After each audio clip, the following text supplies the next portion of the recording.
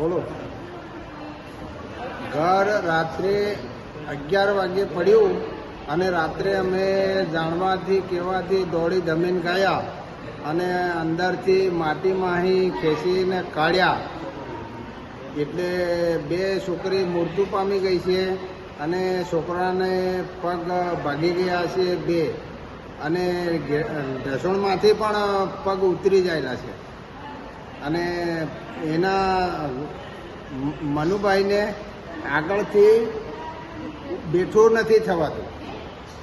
એને કંઈ શરીરમાં તકલીફ આવી ગઈ કે કંઈ નાડમાં છે, એ હજુ હુતેલો જ છે અને અત્યારે દાહોદ લઈને હું આવેલો જ છે રાતે 2 વાગે.